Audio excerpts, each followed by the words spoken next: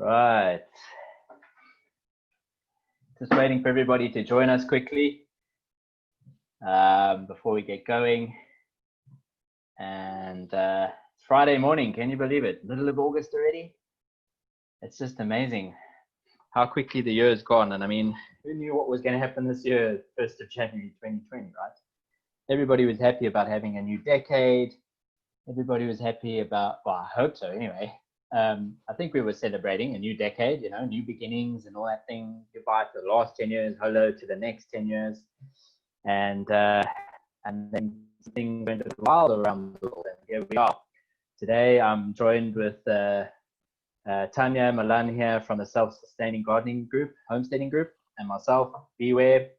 I'm the founder of Beware, and together we run two tribes that are pretty much synergistic, really. And because of that, we met each other on the internet. And for those that haven't seen us before, we're just introducing, having a quick introduction for everybody again. And we'd like to welcome you to our talk today. And today is a special topic, right? We thought that we'd have to talk about poo at some point, because somehow this year has ended up a bit full of crap, really, hasn't it? Sorry to say, but it has. In many ways, but in a lot of ways, it's also, I think it's been a bit of a change for people. People have been, you know, in a lot of ways have been put into a situation where we've kind of been forced to rethink our lives. You know, what's normal? You know, everybody's talking about the new normal, you know, but really was what we had normal? You know, was it, what was that before 2020? and you know, what are we experiencing now? What have we been through this pandemic and the COVID situation, and where are we going to go after this? You know, what's next? And I think a lot of people are being challenged, including myself as well, to just be able to find other ways of connecting with people, other ways of doing things, other ways of thinking about things. You know, that's probably the biggest change for me this year is how differently things might be. You know, with homeschooling, with working from home and remotely, and dealing with crap. So in all senses of the word, you know, and in South Africa we've got a really good sort of name or word for this, and I think I'm going to take liberties here, and I'm actually going to say, you know, some of this year has been pretty cuck. Okay, KAK. Anybody knows? Not everybody knows maybe what that means, but if you don't, then it pretty much means that things are crap. Okay. And we thought that we were going to talk about poo, and pretty much there's a lot about it. Aside from anything else that's happened this year, we can talk a lot about poo and a lot about crap in our homesteading.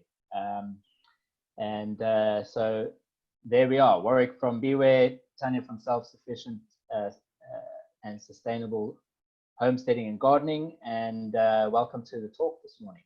Thanks for joining us. Tanya? Oh, you're on mute. Tanya, you're on mute, eh? There you go. Cool. Sorry, guys. It's great to be back, guys. I see the familiar faces. Robert, you've always got your video on, Hi, so Robert. I remember you very well. Welcome. Everyone else, Sandra, I think I've seen you before. Marianne, I think I've seen you before. And welcome to everyone else. If I didn't see your name before and you've been here, and the new ones, welcome.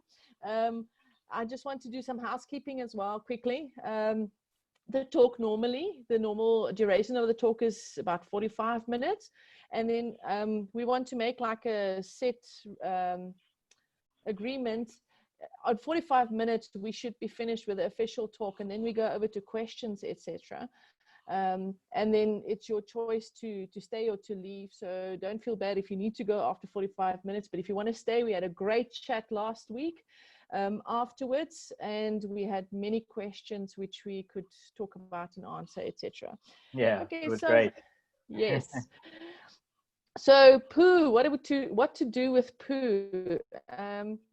Well, poo is one of our greatest resources on our homestead, and we position ourselves very close to it here where we live, because sheep tend to ride bicycle here, and you know, cows get stolen, the fences get cut. So at nighttime, all our animals come home, and we keep them very close to home. And the benefit of this is that poo is concentrated right here where we are, and it's very close to our gardens and very a few other things that we use poo for.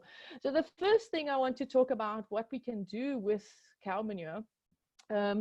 There's different ways to use it in your garden. Firstly, you can put it directly on your garden if it has laid in the kraal for quite some time, and it's sweated and etc. So it's been some time. You can throw it directly onto your garden, but the better way to do it is, the more patient way, is to work it into your compost heap. The benefit of putting it through your compost heap is that it kills off your weed seeds. Eliminates any pathogens that there might be in the poo, and especially if you're buying from another farmer and you don't know what's going on this farmer's farm, and you don't know what might be in there, it's good to compost it first, because then you know it's killing off anything that's harmful. But with us, that we know what's in our manure, what we feed our animals, our manure is so good I can nearly eat it. I don't want to though. All right, so composting it is a good idea. What another thing that we do is we position our worm farms right next to our kraal. And our worms, the red wrigglers, they eat only cow poo. We don't feed them anything else. And the reason for that is that there is enough organic material in your cow manure, because the cows digest this, but there's some left there that's not 100% digested. So the worms have food to eat as well. Right. And the worms make this cow manure into the most beautiful vermicompost. So this is another thing that's very useful for us with poo. We've got a few others, but Warren, what do you do with poo? Yeah, look, it's an interesting topic, and I think we alluded to some of the worm farming a little while ago with regards to being able to keep homesteading projects going and alive, and recycling, repurposing stuff, which is all about what I know both of us are into in our various niches or sectors of agriculture. And the more I'm learning about what you guys are doing, Tanya, the more we're able to kind of build on what I know around the beekeeping as well. And hopefully this is what these synergy talks are all about, and we're going to be able to do that, mutually do that, both sides.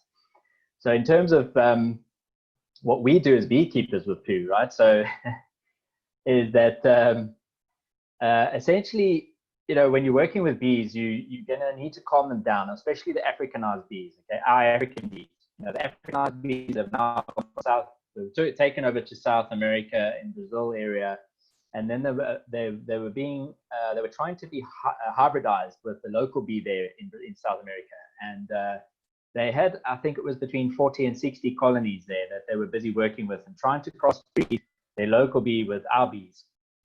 And once it was a professor that was involved from either the Department of Agriculture or I think the university, one of the two, and he turned around, he had these students that were coming into the company, and one particular time that they had a batch of interns, a new intern came on board as part of the team, and he opened, unfortunately, he didn't know, but the hives at the front had these queen guards on them, okay, which are these little grids, they're queen excluder guards that just go on the front of the hive. They are pretty easy to use, and what happens is that it lets all the worker bees come and go because they can fit through, but the queen can't escape, okay? So if you have a queen excluder on between the two boxes and you have this queen guard trellis in the front, it doesn't allow the queen to leave at all. And this is what they had in place to protect their local bees from any of our queens escaping and then going and propagating into the wild, right, and taking over and basically introducing a pest into the area. And unfortunately, this apprentice went and thought, well, what's going on with this intern? So what's going on with all these things? He's never seen these before. He's going to take them off, and he did. And unfortunately, a bunch of these queens actually left. They left.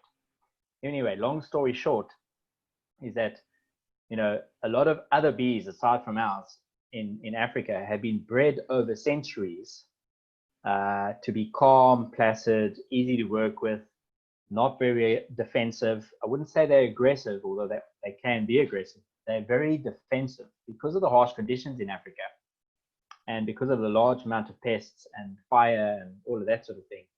Our bees have been developed largely kept wild in the genome.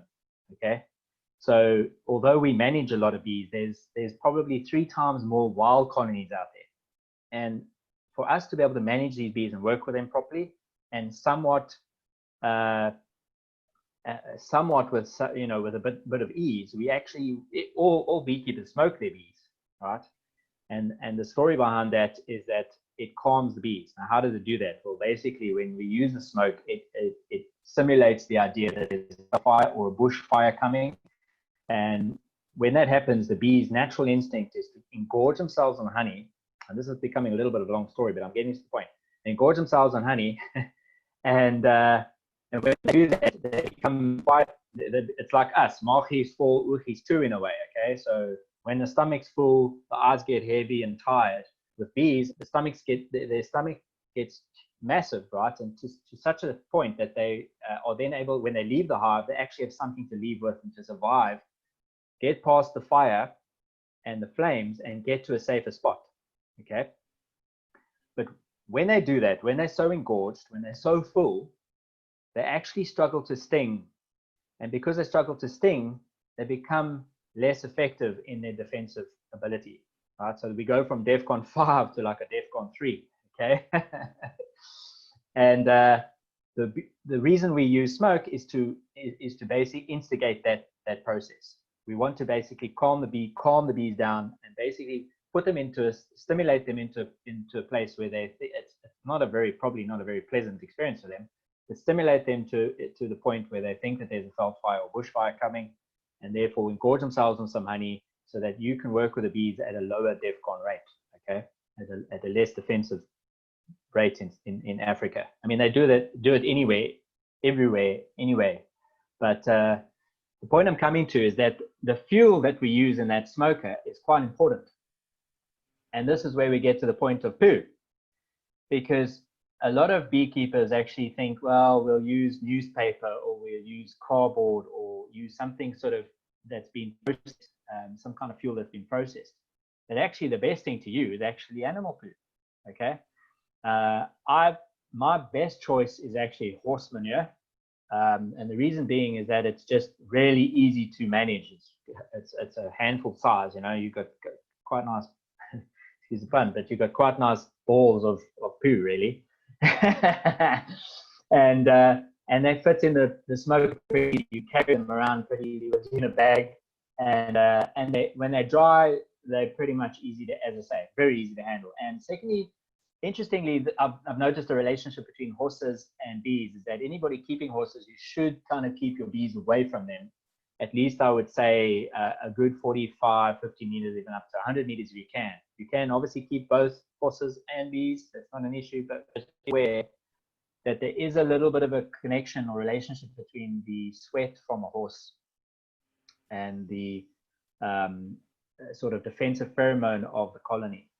So when a horse gets really sort of sweaty and hot, it kind of can resemble a similar scent to the defensive pheromone or smell that bees will let off. So try and keep them apart, especially when you're working with bees. Make sure that there aren't any other animals, chickens, rabbits, and hawks that can be stung in the process, and they can't get away. Especially the same goes with horses and goats and cows. Okay. But the poo, the relationship there, I've just also attached the relationship there with the poo as well. It's a really effective horse manure smoker fuel. But because we're on farms, and not everybody's got horses, cow dung works just as well, dry obviously. And then the next best thing would be things like donkey or goats, sheep. It's maybe a little bit more difficult to harvest, if that makes sense, or to forage for.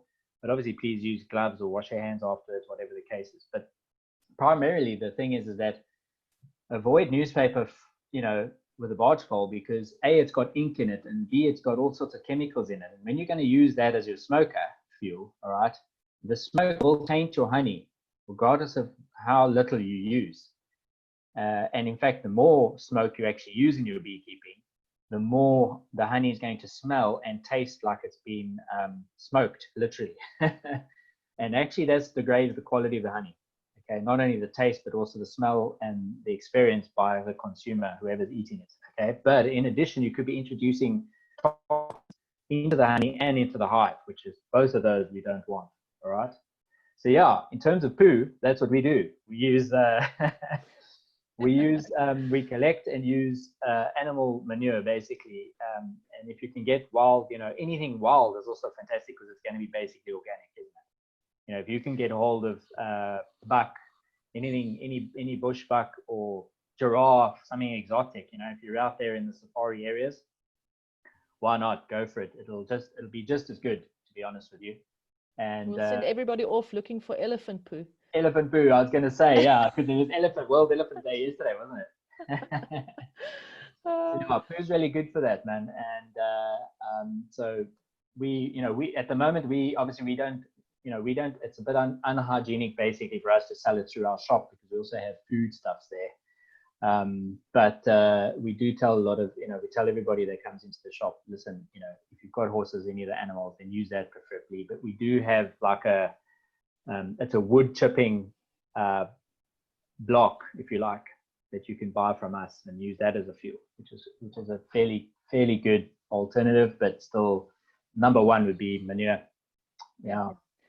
Well, isn't it interesting that you mentioned about the newspaper and stuff, and even with the garden, the more natural we keep it, the better. And we're trying to not put chemicals or, well, we don't want to put it at all actually into our gardens. So we're sticking to what nature provides us. And it's actually quite incredible. Just with nature, we can produce what needs to be produced. We do not need anything else.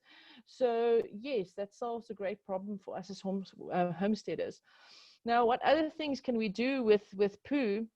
I don't know if anyone, if you have, for instance, any experience with methane gas production, because this is a really good thing on a homestead to be self-sufficient. You can cook on it. I don't have experience with that, but I would love to learn more about it. And if there's anybody on here that's got some knowledge of this, they're welcome to share it. Then another thing that's good that you use poo for is, I don't know if anybody grows mushrooms. Mushrooms like poo. And they grow really fast and really well. It makes me think, do kids eat poo too? Because my kids are just shooting through the roof at this stage. They're at the Good stage fertilizer. where they really grow. Yes. Growth fertilizer. Yes, but my grandmother always says, are you letting them walk barefoot in the kraal? And that made me think of when I was younger, like in their age, we couldn't wait for the cow patty to drop on a cold morning, and it would be steaming and you'd run and you just jump into the cow patty and you'd warm up your feet. So that's another thing to do with poo.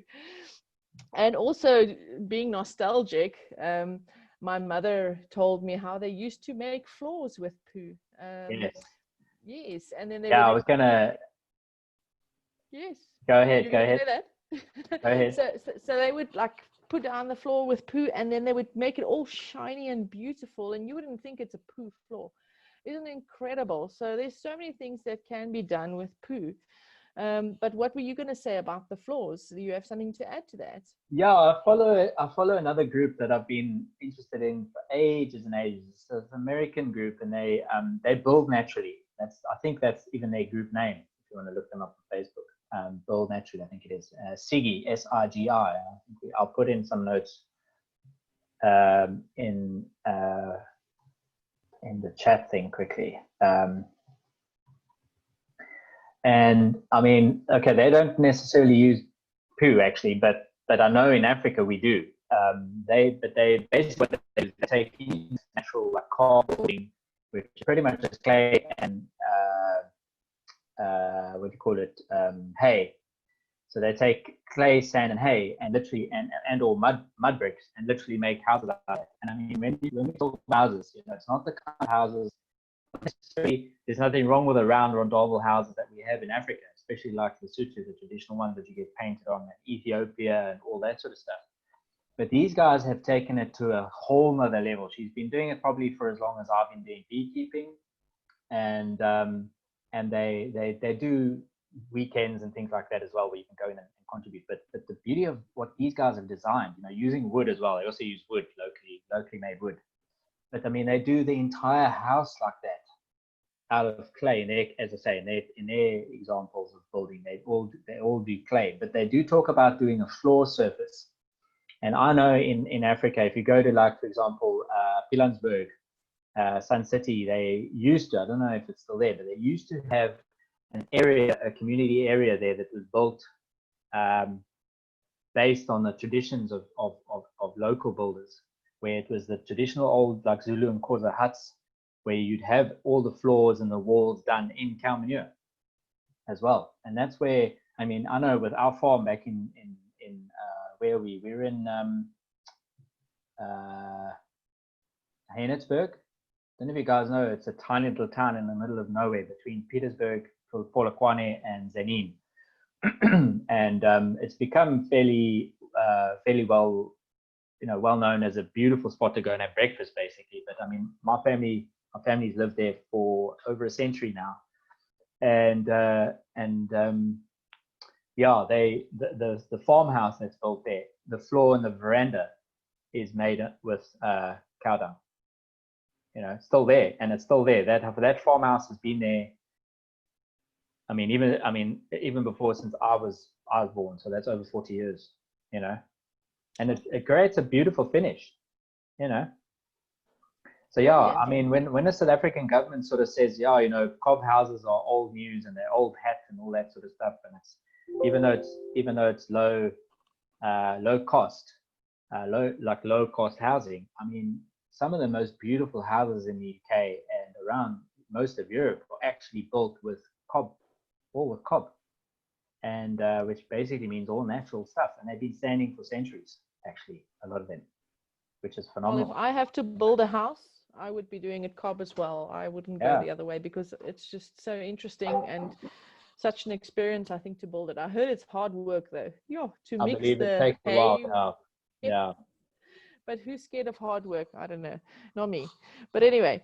Step out well, another thing that we do with poo, and this is quite an interesting thing. I hope you can see. Yeah, you can. You see that? And in the middle there's a hole. There's some, let me take this sand out, the composted sand out. Hold on, let me just get that out. So you can see what it looks like. I'm not taking everything out now. There's a hole in the middle. And you see the part at the bottom is flat. Now, this is what I call a MooPoo pot. And I love making these. These are really fun. And I just go to the kraal and I take a pineapple tin, and mine specifically a pineapple tin because I like the size of the tin. So I take the pineapple tin, and I've got a Melrose bottle, a glass bottle that fits nicely into my pineapple tin. And then I collect cow manure from the kraal, and I squish it with my hands. If it needs a bit of water, I give it some water, so it's not a nice putty. And I press it into my pineapple tin, and then I take my Melrose bottle and I press it down, so it's nicely compacted. Then I use another, like a stick or whatever is round and big enough, and I make a nice hole in the center. And I take this MooPoo pot and I go put it in the sun, and in about 2 weeks time it's nice and dry and ready. I fill it up with vermicompost, which I mix with a bit of sand, and then I plant my seeds in here. I pack it inside a crate to just keep it nice and compact as well, so they're all next together, and I keep watering it there, and before you know it, your seedling stands this high, and you take it and you put it just like this into the soil. This is probably the most fun thing to do with poo. And we really enjoy it, and it saves you so much money, because to buy all these plastic bags or seedling containers, and there's other methods of making compacted organic material pots, but they're so expensive. And this is just kind of for free, because the only thing that it takes from you is some labor and time. And not it's not even, I wouldn't say the labor and time costs you anything, because it's such a pleasurable thing to do. It's like playing with clay. It's going back to when you were 5, and you Yeah. just mix up this pot and you make it. And we make hundreds of these, and we use them, and we put them into our beds. And then your plant already got its composted material, or the manure around it, etc. Yeah. And what to look at when you do MooPoo pots is to make sure you use some of the aged manure as well. So some of the ammonia have come out of your manure, etc. There's some people that go to the abattoir and they go fetch pensmas. I don't know what pensmas in English is what, it's the poo inside the stomach, and that obviously doesn't have urine on it yet, so it's not so strong. But I don't want to go to the abattoir. I just take my own cow poo and I do that, and it just saves us a lot of money, and it's a good way to do things. Now, one thing I also wanted to talk about is different types of manures that you can use, and different nitrogen levels. Now I'm back to gardening, sorry. Nitrogen levels, and the one with the highest nitrogen level that I've picked up is guana. And I don't know if you guys know guana. Guana is from bats, but I think it's really hard to get, because I've only got about 5 bats, so I'm not going to be harvesting guana for myself from here, because I don't have enough. But there's companies out there that sell guana manure, and that's pretty high, Also, 10%. Sorry, but also useful for gunpowder making, apparently. Oh, wow. That's quite explosive. Yeah. Okay. That's exactly what they used it for in the beginning, before people figured out how to make today's gunpowder with guana. That and the bird poo as well. They used to use bird poo a lot to make fireworks. Sure. That's very interesting. Fireworks in the beginning, the Chinese used to make it, and then the Europeans used to go. What was that island? There's that island down in South America that was fought over by the British, and I can't remember what it was an odd war that they were fighting over, but it was basically to get hold of the guana, all the bird poo, because it was centuries and centuries of the stuff. It was literally being mined, and it was useful for making fireworks, and obviously at the time gunpowder. Yeah. Wow. Now everybody's going to be harvesting that. Awesome. But listen, so on the notes of the bat stuff, do you guys have I want to ask you, do you guys have bat boxes? We don't. Okay. Our bats live in roofs natural. And things. Yeah, natural we don't stuff. have that. We would love some owl boxes and stuff, but we have to make some. We talked about the owl boxes a little bit in a couple of episodes back, I think. And I was saying to people, I gave the people the idea of how to not avoid getting bees in the owl boxes first. And using hay or thatch grass to fill the space. Interestingly enough, another thing also you could use is mothballs to get bees out of a cavity that you don't want them into. But definitely not necessarily inside a bat box or an owl box, because you want to have the owls being healthy too and everything. But certainly when you want to keep the bees out of a owl box or a bat box, stuff it with or fill it with hay, with thatch grass, just so that it creates less of a cavity for the bees to actually build in. But then when the animal that you want gets in there, they'll be able to sort it out. There are bat boxes are pretty cool, owl boxes are pretty cool, and maybe you can get some guana out of it. I don't know. Brilliant. Well, talking about getting some guana or some manure, you can also use chicken manure. If you've got enough chickens, and you can use sheep and goat manure. And now, how much must you use is another question. If you're using sweated manure, you can use about 15 kilograms on 100 square meters. And then also, which crops like manure and which crops don't. All your root crops tend to be pretty much, they don't like it, because they tend to get forked feet. You'll see immediately, if you've planted carrots into a highly manured bed, you will get these really odd looking carrots with all these extensions and roots on it, then you know there was too much nitrogen from the manure in the soil. Okay. So Get a be bit of an careful with, overdose. absolutely. So be careful with your root crops. Onions, you don't even have to add. You can just add normal compost. Onions don't like a lot of manure either, but I know carrots are very finicky too. But even any of your, what's the word? Beets, etc. Don't give them too much. The crops that do like manure a lot is your leafy greens. They love manure. The moment they get enough nitrogen, they just explode. For instance, if you've got your giant fortnook spinach, the leaves go really huge.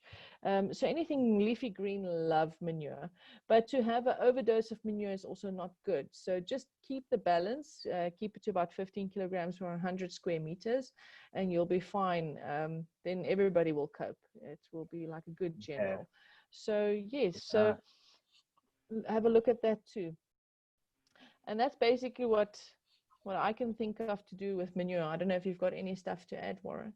Yeah, I mean, look, you mentioned, Tanya, earlier on about the gas, the methane, right? So there's a couple of things I've come across because, you know, we talk to a lot of projects regarding self-sustainable living and especially in rural areas. So a lot of a lot of people running those projects, project managers and stuff, come across NPOs, come across to us because they know they're doing cash crops. They're doing largely what a lot of your homesteaders are doing. However, they're doing it community based. So you know, they want to know about bees, excuse me, because they can make honey for the community, which can be used as a source of income, and B, it also helps their cash crops in order to get a higher boost of produce, right?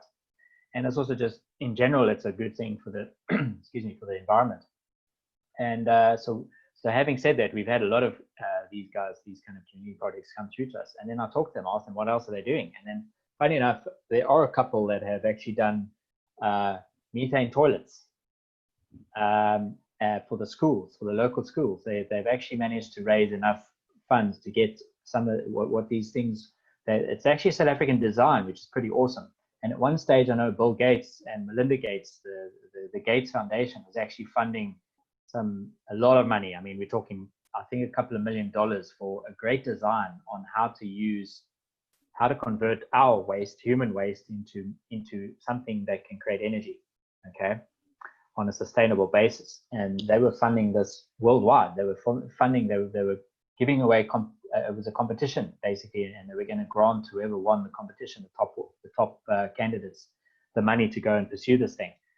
I'm not sure if the two are related, but I think out of that competition came a South African solution where these guys actually developed toilets where you go to the toilet and it literally is it's a one way kind of system where effectively you go to the toilet and a day later or so it's creating enough methane for generating energy, either in terms of like you said, cooking, or even using the flames to create some kind of turbine type of situation where you're getting energy, actual electricity generated from it, which is pretty cool. So if people want to look that up, I mean, I can't remember, this was years ago. I can't remember who they actually were, but you could Google it and find out. And I thought that's a pretty cool way of being able to, if you are thinking as a homesteader of being able to, you know, switch over to some kind of methane gas usage at your house and on your homestead, then look these guys up. I think they could be, I'm not even sure how much it cost, but it could be a cool idea to look at that and maybe even look at the design itself. You might be able to come up with something. I know a lot of rubbish dumps, for example. Now, not quite poo, but it is the rubbish of the world, you know, of a household, basically. The waste, let's put it that way. A lot of rubbish dumps are now being literally farmed for methane, or where you go to these big dumps and they're literally putting drills into the dump and actually farming all the methane has been collected below the surface, and actually turning that as well into a methane gas kind of farm, which is pretty cool. And then I think the last thing, sorry, yeah, we got a question, Robert. Yeah. Robert Tanya, is asking about the amount. I've given the amount through, but he also, how can one best apply this manure for high productivity? okay, Well, cool. the Great. first thing is age it. You need to age it. You cannot just take it directly from the cow and put it into your garden. You will burn your vegetables. So age it. So you can, a good way is to put it on a heap. If you just want to use pure cow manure, is put it all on a heap. So it starts getting hot, so it kills the weed seeds, etc. And once it's been there for about a month, then you could work it into your garden, put like a layer on your garden. And I don't like tilling my soil at all. So I kind of throw it up and I just take the fork and I just wiggle it. Where some people, they turn the soil. It's up to you what you prefer. But because I mulch so much, I put poo that has been laying for a month, and then I mulch. I put more leaves, more organic material, and it just keeps turning into this beautiful soil at the end, composted soil at the end of the day. Well, composted material, it's not soil, but and my vegetables love it. They just thrive. If you want to do it on a higher scale, then obviously a bigger agricultural scale. I don't know what scale you're looking at, Robert, but then you're probably going to have to go with your tractor, put it down, and then go with your tractor and just till your soil so that it's inside your soil. All right. So yeah, is there any other questions that anybody is wanting to ask that we can assist with? Rensha, hi, nice to see you. You missed it all. And Emil, yeah, welcome, Emil.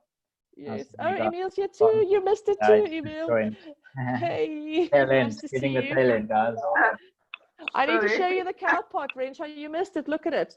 This is a cow pot. And you make it with a tin and with a Melrose bottle. And you plant your little seed in there, and you just put it straight into the ground once your seedling is nice, a good size. Oh, wow, that's Brilliant amazing. idea.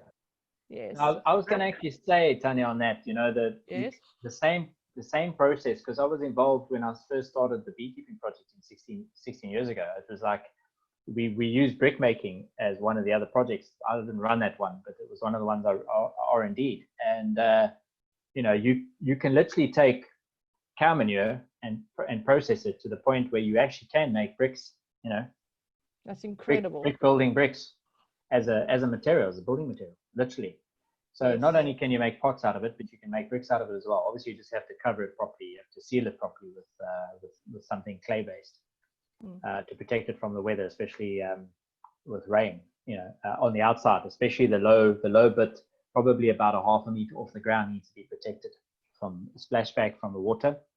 So ideally, there you should be using something that's stony-based as a base there, as a foundation. But yeah, it's pretty awesome. You can, I mean, you literally just showed us what can be used as like a little brick. Actually, it's kind of like a little circular brick if you think about it in other ways. You know, you're using it as a different medium for a different thing. Absolutely. But yeah, that methane loo idea I think is pretty awesome. If you, as you know, you can follow that up. But there's some very interesting stuff going on around that sort of thing, where people are trying to go to, like we all are, I imagine in this group, trying to move to the point where we're becoming self-sustainable, repurposing, and you know, trying to recycle whatever we can, essentially. Oh, that was the other thing I was going to say. I was watching this TV show. What was the TV show? Yeah. What are these guys? I was thinking about it just now when you were talking about your pot. This guy was on. It was on YouTube. I was actually watching. It's a couple that live in the middle of nowhere. Oh, that was it. They didn't have any heating, right, for their shower, for the water to shower with.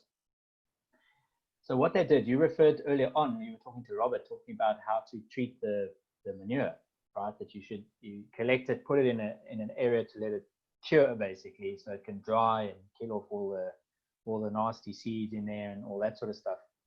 And something that's really important that you could do as well, and what these guys did, is because they were living in Panama, they're still in Panama actually, on a little small holding down there homesteading down there, building a little coffee business. And this couple had big water tanks that were collecting from rain off their bus that they were living in.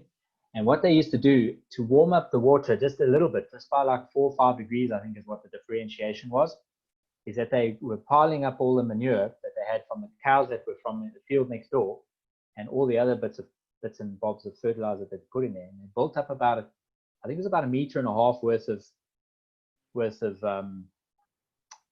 height, if you like.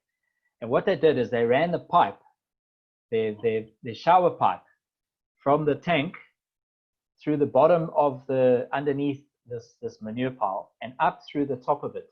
And basically what this did is it is because of the heat that you were talking about, right, that it generates, it changed the temperature by 3 to 5 degrees, depending. That's insane. On the time of day. Okay, increased it because of the heat. So basically they were using thermal energy created by the compost heap to heat their water, so they didn't have to shower in like, you know, really, really cold water. At least they got an extra 3 to 5 degrees depending on the day and how hot it had been lately and all that sort of stuff, just by running the pipe through the manure. That I thought that incredible. would be phenomenal to share that one as well. They called the nomadic, I think they called the nomadic movement, if you want to look them up on YouTube. I can already see Emil making a pipe going through his compost. Yeah. I can see it. It's phenomenal little, is that the nomadic group? No, Emil there. Yeah, that's the nomadic group. Yeah, what Tanya's talking about, I saw a video from Israel, but for the life of me, I can't find it. But what they do is they pack their compost pile in the normal way. So with a good layer of sticks at the bottom, or otherwise a pallet with some shade net, and then your layers, and then they drive in PVC tubes with holes in every 600 mil. And that basically self-aerates your compost pile, and there's no need for turning it. So especially if you're working alone, or you've got a bad back, it is amazing. And it's 10 weeks and you've got compost. That's incredible, Emil. My compost pile reached over 70 degrees within 3 days, and it stayed there for probably about 3 weeks. And then it started tapering off. Yeah. That's a good energy source, eh? Exactly right. Yeah. So that's why these guys, I mean, they didn't even build a very deep one, but I mean, you can imagine if you had it, you know, if you had a pipe running through quite enough area, because it was literally only about 1 meter wide by about 1.5 meters deep, from what I could tell. With these guys, with the nomadic movements compost heap, you know, and they were getting like a 5 degree difference in their Celsius, in their water temperature from the pipe, from the tank coming through from the pipe on the other side. And I mean, it's not a very long space for it to go through, but even so, it was heating it up by about 5 degrees difference. It was amazing to see it. So yeah, I can imagine if you did something like that as well, you could easily get probably another get up to 8 to 10 degrees difference if you had a longer pipe, you know, exposure from pipe to compost. Yeah, I've seen guys pack compost piles that's probably about 10 meters in diameter by 8 meters high, and they put probably about 100 meters of PVC pipe in that. Cool. And that gives them hot water for months on end. I can imagine. Wow. Yeah. And it's free. It's free, exactly, man. This is what these guys would, literally whatever they're doing on their property in Panama is, majority of it is what they can. They're trying to do it for free, you know, because they don't have water supply. They don't have electricity supply. So everything they're running on is what they can get, you know, from solar or from thermodynamics, etc., etc. Emil, cool. That link that you posted there, is that the one to the PVC pipe or not? No, that's not. That's the link to nomadic movement. Okay. Okay, cool. Thanks, man. Yeah, that's great. Because I put their name up there as well, but that's cool. The link's there. That's excellent. I will share. I did a little video of my compost pile. I'll share that on the group a little bit later. Lovely. That would be great. And did you yeah, maybe you can make us a little video of the PVC pipe and everything if you want to, and we can you can show us how to do that. We would love to see. Yeah, that would be great.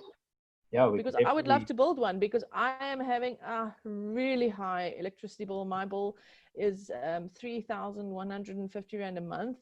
And we don't even, we try and save wherever we can. We use gas to cook. We are very spare users in other areas of electricity. And it's just like, where's all this electricity going? And it's just ridiculous. And I think the geyser is a great part of this.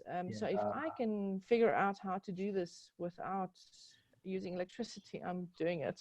On a side note, Tanya, with that, do you guys have the geyser blankets on? We don't.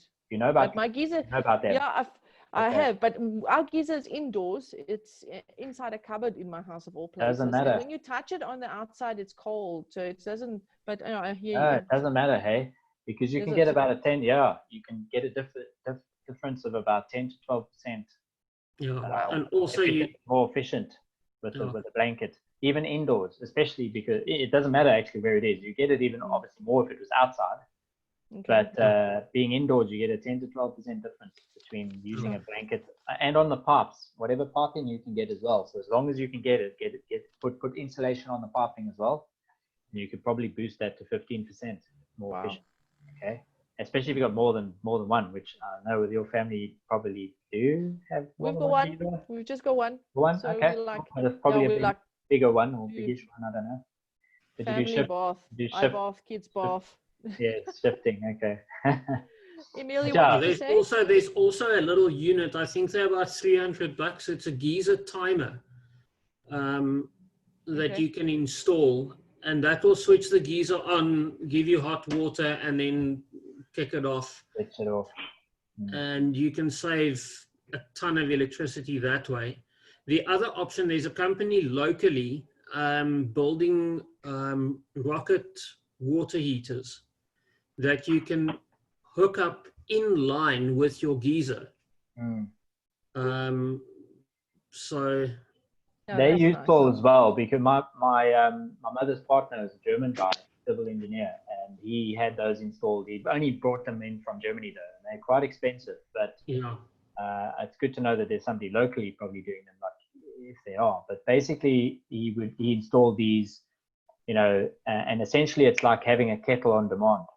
You open a tap, the thing fires, you have like literally 80, 90 degree heated water within a couple of seconds, split seconds kind of thing. And then when you switch it off, it's off. That's it. It doesn't actually utilize your geyser water, which is pretty cool. It's pretty efficient.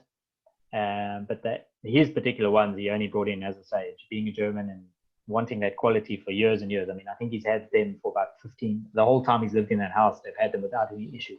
No, you get them built into shower heads and things that you replace your shower head, and then you just need to run power to the thing and open the tap, you've got hot water.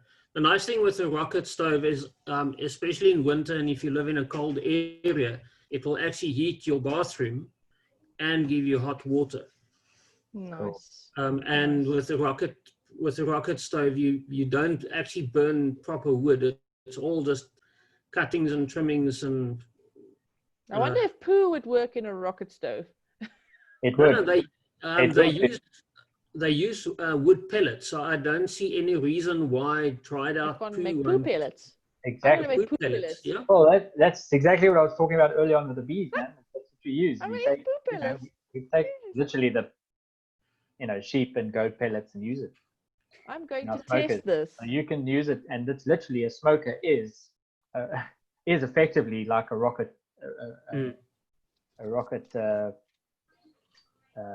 burner. Okay. But yeah, Robert, you got a question quickly on guarding against small hive beetles. Okay, not basically on our topic today, but I'll give you a quick answer about that. Actually, there's a video on my YouTube channel that is all about this. Okay, so I'm not going to spend. That's about an 8-minute video, so I'm not going to talk about that now. I'll give you the link. Okay. The small hive beetles, which use cow dung as they go through their life cycle, hives close to the source of cow manure. Yeah, you're not supposed to have your hives near to cow manure. Okay, any actual fertilizer or compost heap. It's not a good idea, because of the hive beetles, but also because of sanitary reasons. Okay, and a lot of the bylaws in South Africa actually will want you to not have. They require you by law to not have hives within 5 meters of a compost heap. But interestingly enough, need you to be 5 meters within a water source, which is ridiculous because bees can fly like over 3 kilometers to source water and food. So I don't know how that works, but I certainly would stand by the compost heap or manure. Don't keep your bees near those or the horses. Okay, remember that. Make sure they're at least about 25 to 30 meters away from each other. Good question. But I will give you the link to my YouTube channel so that you can go and have a look at the small hive beetles and the large hive beetles video that I did. It's also on my Facebook group. Okay. But it's a good question. Yeah. Anybody else have questions or suggestions on poo? You can just unmute your mic if you want to say something. Nope. Rencha, you want to say something? I can see it. You need to unmute. I don't have on poo really, but if you're looking for rocket stoves, there's somebody in our area that makes them and sells them at the local market. I have no idea what the price is, but I can find out. And you can put it on our group. Yeah. Yeah. So thanks for sharing that. I think I was just going to say, no, not at all. I was just going to say, actually, Emil and everybody, that I think we're talking about two different things here. I was talking about a rocket geyser, and Emil was talking, and you, Rencho, are talking about a rocket stove. They are two different things. Okay. So just be aware. I posted that in the chat that the rocket geyser is what it literally plugs into your water system, but it's instant hot water and not using your geyser water, whereas a rocket stove is something completely different that needs to be fired up, and then that can it literally uses fuel. So you do need to be careful of carbon dioxide, potentially, if you're using it in a closed area. Okay, carbon dioxide poisoning, right, and smoke inhalation, etc. So just be a little bit aware of that. We're not advising that you go, start fires in your house. In your bathroom? And in your bathroom. So just please take caution with that. Okay, just be aware. Just don't be a silly body. Just be aware of the cautions, the precautions and consequences of that. Okay, but they do work. Rocket stoves are awesome. And again, use the animal manure, guys, the animal fuel. Yeah. And just make sure you're obviously keeping sanitary. Where whatever you're working with, keep yourself sanitary, and your environment sanitary too. And then if you are using a smoker with your bees, please guys, please make sure that when you empty it, that you put the fire out. Okay, because the embers and stuff like that out in the open, especially if it's a little bit windy or it's a little bit dry like this time of year, you need to ensure that you extinguish all the little embers before you leave the apiary site, okay, or your homesteading site, wherever you are that you're working with the bees. When you finish the job, make sure you've kicked dry sand over the fire, stamp on it. Make sure you put the fire out or the embers out, because it's one of the worst risks of beekeeping is that you then walk away and the next minute you've now caused a fire in the bush, okay, or at your homestead, for example, especially this time of year. So make sure that those smoker embers are out when you finish the job. All right. I am trying to find the link to my Facebook group, but I am so technologically not. Okay, I'll get that for you quickly. Please do, because the screen keeps disappearing and then I panic. So please help me get the link to the Facebook group. I would love that. Thank you. Yeah. All right, while you're doing that, we've talked about quite a many things. We've talked about directly using it in your garden. We've talked about composting it, worm farms, methane, mushrooms, floors, and cow pots, and I'm really liking the idea of using it in your compost heap and then generating heat for your water. That's a really cool idea. Okay, let's see. Emil's posted some videos on compost, hot water. Thank you. And there we go. Who asked? Marianne. There, Warwick posted the group link for you. Thank you very much, Warwick. I appreciate it. How did you do it so quick? Just been on the computer forever, eh? That helps. My son is not here. My son is normally the one that helps me, but he has to be away when I speak. Yeah, so okay, brilliant. But No thank you problem. very much. Warwick, are you going to send all these links and stuff through on your newsletter or something in an email to us so we can have it, or how are you going to do that? Okay, I'll include that in the do. newsletter. Yeah, I'll do that. So Obviously not. everything in the chat. So as long as people are on our newsletter subscription, you know, I mean, I'm sure you have joined through there. If you haven't, then you need to go to this link, which I'll put up now before everybody goes, just in case.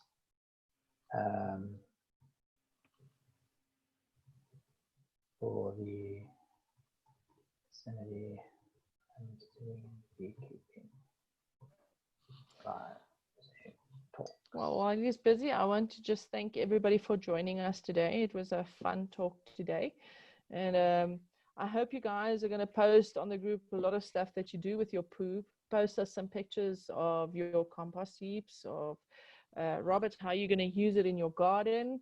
And you're a beekeeper too, so when you see those smokers, and anything else interesting that you're doing with poo, post it to the group so the rest of the people can see and they can utilize it too. So yeah, please share your knowledge with us and your experiences. Yeah, I think that was something that was interesting before we go, guys, is I saw with your tribe, Tanya, there was somebody that was posting, you mentioned the mushrooms. Somebody was actually posting and sharing how they'd grown mushrooms out of a bag that was basically full of manure, wasn't it? I think it was. Yeah. And that looked phenomenal. I mean, they were growing these super looking mushrooms out of a hanging shopping bag full of manure. I mean, what's not to like, really? Might smell a little bit, but it'd be worth it because you're going to end up having these amazing mushrooms that you could eat. Aside from growing any of your other normal herbs and plants and stuff like that, but mushrooms are so quick. You can get mushrooms within 2 weeks and actually eat them. So, and a variety of different kinds too, which is awesome. And they can grow indoors as well as outdoors, obviously without being too cold. Yes. But yeah, phenomenal share that was as well. So yeah, keep those all coming, guys. It'd be fantastic. And anybody taking up bees since you've been listening to us, by the way? Anybody giving it a go? Wanting to give it a go? I know Robert's involved. Cool, Robert. Anybody else looking? Rencha, was that a shy hand up? Or yes, no? I would like to. Yeah. Okay, good. No, that's exciting. Kit up. Don't be like me. Go get yourself a suit. Go get the necessary equipment.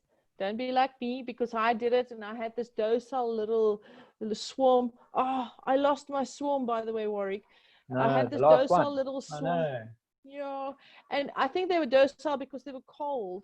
Yes. And I kept picking up the lid and checking them every day. Ugh, what a mistake, because I was making them cold and I didn't know. I didn't know Warwick before then. So I was like, oh, this is sweet. And then they went away because I bothered them so much. So, and now this year, I was like, I didn't open them up this year so much. Like I opened them maybe once in 3 weeks or so. And I wanted to show a friend, and I opened the box and they were all dead at the bottom. So I think they either died of cold or they were hungry. I'm not sure. The one leads to the other. Yeah. Yeah. Yeah. I'm sorry to hear that. It's unfortunate, but it has happened to me a couple of times as well, especially with the black frost. And if it's a smaller colony and they don't have enough food over that period of time, and not big. Yeah, they wouldn't have survived, unfortunately, unless you fed them. And even if you fed them, then possibly wouldn't have made it either anyway. Yeah. Just because they didn't have the numbers. Marion is keeping bees, by the way. Marion. Hey, great, Marion. 2 years and you still want to learn. So Rencha, do some research and kit up. I think that's my advice to you as a homesteader, because, oh, by the way, I didn't get to that. I had this little cute swarm and they were very nice to me. And then I got 4 hives I bought with bees in, and I brought them in. Okay. And then they sent me running. and chased me, and I'm like, huh, okay. And then I somersaulted all my hives because I got such a Oh fright. no. Okay. Yeah, look, But I this will can start. happen. I've got empty hives, so I'll start up again because now I'm working with Warwick here, and he's helping me. But get the knowledge and maybe Yeah, do look, a course. One of Warwick's courses. He's got some really great online courses. Oh, that's my daughter. hi, Abby. Say hi to everybody. yeah, look, Anyway. we're running monthly courses at the moment in Midrand, and then we do have our online course. If you follow us on Facebook or in the newsletter, I think we've got a link there as well. But there's the blue book, you can start there as well. But what I would say, guys, is that right now, I've just had an email yesterday from a customer that ordered 4 hives from us, and they've been sitting, when they got them, they were sitting on their stoop, on their veranda, still deciding as to where they were going to put them, right? And she said literally they got them a week ago, and she said literally each day, every day, a colony, a new trekking swarm arrived. It sat in a tree or under the roof or whatever for a day, and then they moved into one of the empty hives.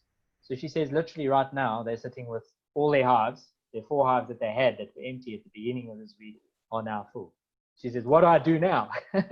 Well, how do we move them? Because they're on our stoop. I was like, well, you need a suit, you need this, you need, do it at night. You need to move them away, more than 100, actually more than 500 to a kilometer, 500 meters to a kilometer away for a couple of days if you can, and then move them back to where you want them on your homestead. She's like, okay, cool. Thank you very much. Oh, and by the way, I've signed up for your online course. I was like, cool. I need it now. She's like, help me. So, yeah, this is the right time. This is the right time right now, guys. And if you listen to a couple episodes back, I think it's the last one, where we talked about it being bee season. We talk about how to catch bees, how to get the bees, how to attract the bees now into your hives, etc. This is the season. The bee season started 1st of August. So get involved, guys. Best time of year to get free bees, wild bees looking for a home. And rather than them moving into your borehole or under your roof or under your, through your air vents in the old buildings, homesteading buildings, which they do. They love air vents, especially the ones under the bath for some reason. They will move into one of those places rather than moving into a beehive if you don't have one. Okay. So cool. Anybody else got any questions, guys, or anything to add about poo? Yeah, well, hopefully it wasn't a crap session.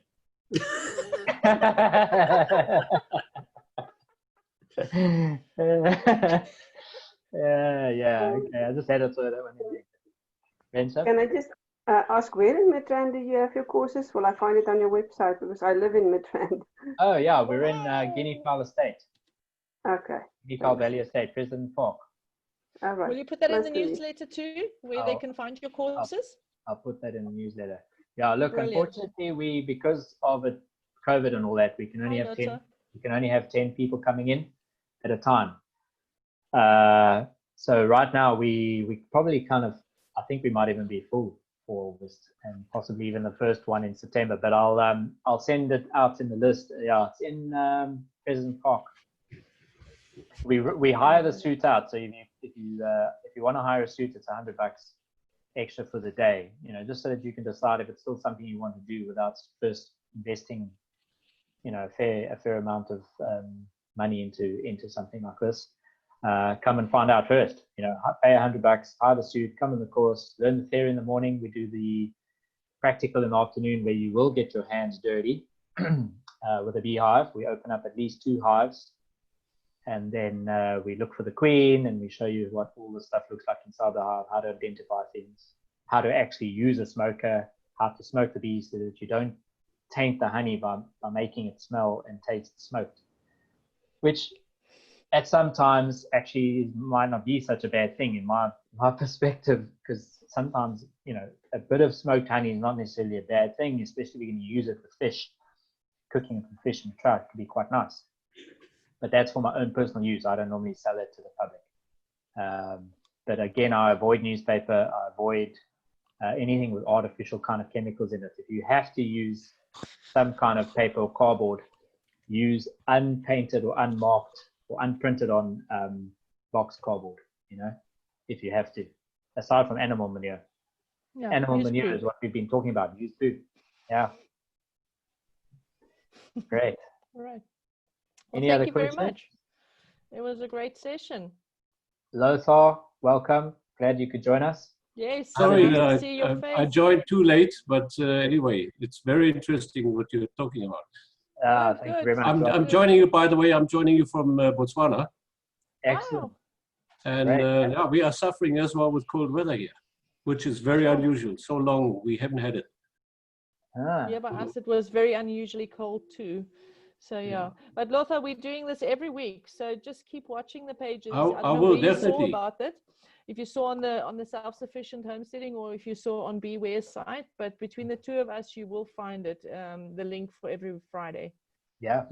Please do. I found it on the Beware side, and I'm interested in both because we are running an aquaponic system in Botswana Oh, here. wonderful. And I've got 7 beehives in the garden. I'm also just, by chance, they just came. So Excellent. now I've got 7 in the garden.